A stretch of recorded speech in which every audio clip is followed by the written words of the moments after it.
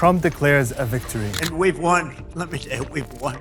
As Iran threatens to hit banks and tech companies. A united front from Gulf leaders as oil refineries and tankers burn. Here's what you need to know on day 12 of the war on Iran. Our sovereignty and territorial integrity are red lines. In an overwhelming vote, the United Nations adopted a resolution condemning Iran's attacks on Gulf countries as well as Jordan.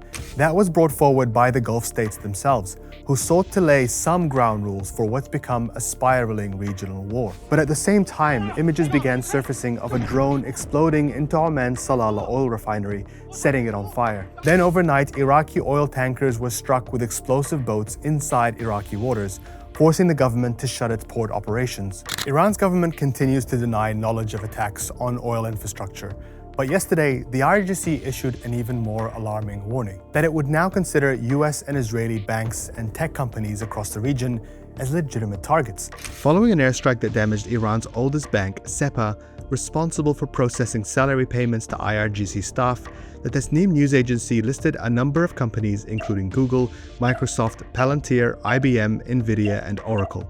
Many of these companies have military contracts worth billions. For example, Microsoft's cloud platform Azure has been used by Israel's army in its genocide in Gaza. But look where these offices are. They're in the heart of capital cities.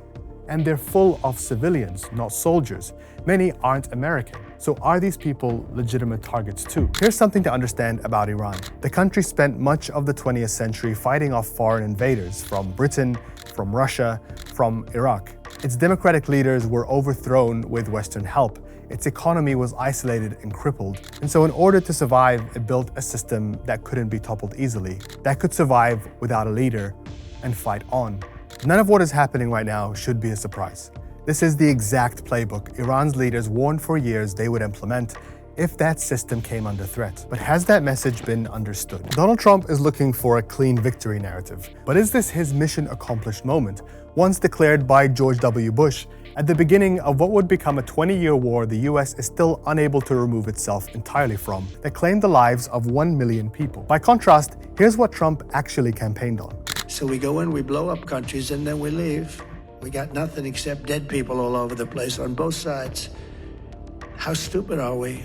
Because we have humanity to think about also. You have humanity to think about. And all of these things, they should have never happened. If you had smart people at the White House that knew something, a little bit of something, it wouldn't have happened. That's it from me today. Stay with us on Al Jazeera as we continue to update you on the latest in the war on Iran.